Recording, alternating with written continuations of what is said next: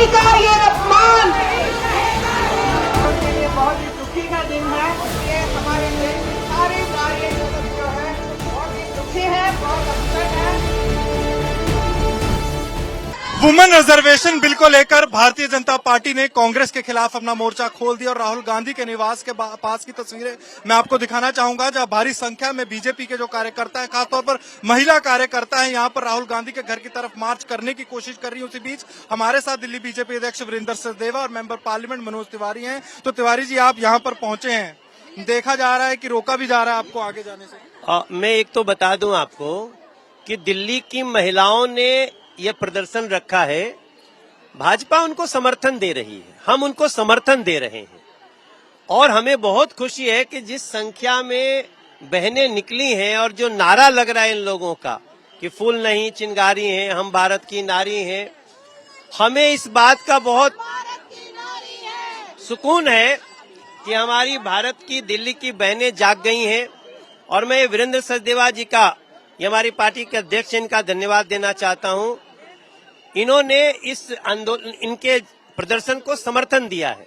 मैं सुना, मैं भी आया और मैं आपको एक बात बताना चाहता हूं आज तक के मार्फत, ये बिल लागू करने के लिए नहीं आया था, ये बिल पास करने के लिए नहीं आया था, ये बिल लागू करने के लिए आया था। महिला आरक्षण बिल तो 2023 में पास किया था और इन्हीं सब लोगों ने पास किया था और उसमें लिखा हुआ है कि 2026 के बाद इसको लागू करेंगे और इस लागू करने में परिसीमन की बहुत आवश्यकता है। आपको जब आप समीक्षा करेंगे, हमको 26 लाख वोटर वोट देते हैं, लेकिन इसी देश में 6 लाख वोट देके भी सांसद बनते हैं, 48 लाख भी वोटर हैं और 8 लाख 10 लाख भी वोटर हैं। इस असमानता को ठीक करते हुए जब तक हम नहीं जाएंगे ये हमारा महिला आरक्षण बिल लागू नहीं हो सकता। ओपोजिशन का कहना है कि डिलिमिटेशन से जोड़कर कहीं ना कहीं जो बीजेपी थी वो अपना फायदा करना चाहती थी डिलिमिटेशन कर। डिलिमिटेशन बीजेपी नहीं करती है, डिलिमिटेशन जो कांग्रेस के समय में बना हुआ कानून है वही उसी आधार पे होगा। तो इसका मतलब कि कांग्रेस ने डिलिमिटेशन का गलत प्लान कर रखा था। हमने, आप अमित शाह जी का बयान सुनिएगा संसद में फ्लोर पे, हमने डिलिमिटेशन में कोई भी बदलाव नहीं किया है।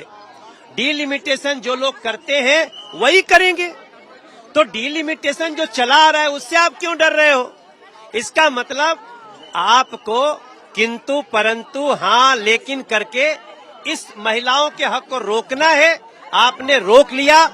देखिए, जिन्होंने रोका है उनका दिमाग है खराब, ये बहनें बहुत देंगी उसका जवाब। सचदेवा जी, अब आगे आप अपनी लड़ाई कैसे लेकर जाएगी जो बीजेपी? देखिए, ये बहनों की लड़ाई है, महिलाओं की लड़ाई है और ये लड़ाई वो लड़ रही है। देश की आधी आबादी को जो हक माननीय प्रधानमंत्री दे रहे थे वो हक को छीनने का काम विपक्ष ने किया है और ये आग जो है कांग्रेस के, राहुल के, पूरे विपक्ष के विनाश का कारण बनने वाली है। विपक्ष तो डिलिमिटेशन को लेकर बीजेपी डिलिमिटेशन पे विपक्ष दो मुही बातें कर रहा है।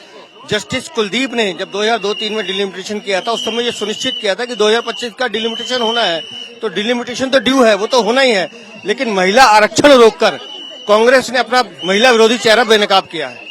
तो ये मेरे साथ थे मेंबर पार्लियामेंट मनोज तिवारी और दिल्ली बीजेपी अध्यक्ष वीरेंद्र सचदेवा। मैं आपको तस्वीरें यहाँ राहुल गांधी के निवास के पास की दिखाना चाहूंगा, जहाँ आप देख सकते हैं मेरे पीछे कैसे भारी संख्या में जो भारतीय जनता पार्टी की महिला कार्यकर्ता हैं यहाँ पर हाथ में तख्तियां लेकर, काले बैंड जो सिर पर बांधकर इकट्ठी हुई हैं। वहीं मैं आपको तस्वीरों में दिखाना चाहूंगा कि राहुल गांधी के घर की तरफ उनका प्रोटेस्ट मार्च था जिसको रोक दिया गया है। दिल्ली पुलिस ने बैरिकेडिंग लगाकर महिला जो कार्यकर्ता उनको रोक दिया गया। वहीं मैं तस्वीरों में दिखाना चाहूंगा कि डिटेन करना भी पुलिस ने शुरू कर दिया। देख सकते हैं कैसे जो महिला कार्यकर्ता हैं सिर पर पट्टी बांधकर यहाँ पर एक सिंबॉलिक प्रोटेस्ट कर रही हैं, क्योंकि कल लोकसभा में देखा गया था कि वुमेन रिजर्वेशन बिल लाया गया था जिसको लेकर जो भारतीय जनता पार्टी है 2/3 मेजोरिटी नहीं ला पाती। सीधा उनका आरोप है कांग्रेस पार्टी पर कि कांग्रेस पार्टी महिला विरोधी है, कांग्रेस पार्टी महिलाओं का 33% जो आरक्षण है वो नहीं चाहती। उसको लेकर जो उनका बड़ा विरोध प्रदर्शन था वो दिल्ली में जारी है। कैमरामैन अनिल जायसवाल के साथ अनमोल नाथ बाली की दिल्ली से रिपोर्ट।